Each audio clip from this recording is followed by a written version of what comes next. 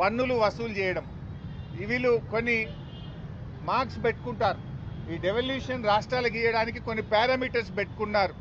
Per capita ఇన్కమ్కి ఎంత పెట్టుకున్నారంటే 45% మార్కులు పర్ క్యాపిటా ఇన్కమ్కి పెట్టుకున్నారు. అంటే ఏ రాష్ట్రం అయితే హైయెస్ట్ పర్ క్యాపిటా ఇన్కమ్ ఉంటుందో వాళ్ళకు 0, లోయెస్ట్ పర్ క్యాపిటా ఇన్కమ్ ఉన్న వాళ్ళకు 45 పడతాయి. ఇది అన్యాయము. మరి మాది హైయెస్ట్ పర్ క్యాపిటా ఇన్కమ్ ఉంది తెలంగాణ, ఆ 45%ను 30%కు తగ్గించండి అని ఒకటి చెప్పాం.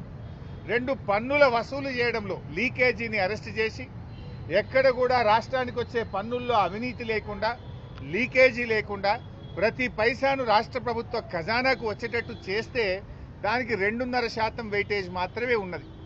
మేము బాగా పనిచేస్తున్నాం. కొన్ని రాష్ట్రాలు అసలు పన్నులే సరిగా వసూలు చేయి, అవినీతి, అక్రమాలు, లీకేజ్ ఉంది. మరి వాళ్ళకేమో ఇన్సెంటివైజ్ అవుతుంది. మేము ప్రతి పైసా ఖజానాకు తెస్తే మాకు నష్టమవుతుంది. పన్నులు బాగా వసూలు చేసే రాష్ట్రాలకు ఇచ్చే వెయిటేజ్ను 2.5 నుంచి 10% పెంచండి. తద్వారా రాష్ట్రాల మధ్య పోటీ పెరుగుతుంది, రాష్ట్రాల ఆదాయం పెరుగుతుంది అనేటువంటి విషయాన్ని ఆర్థిక సంఘం దృష్టికి తేవడం జరిగింది.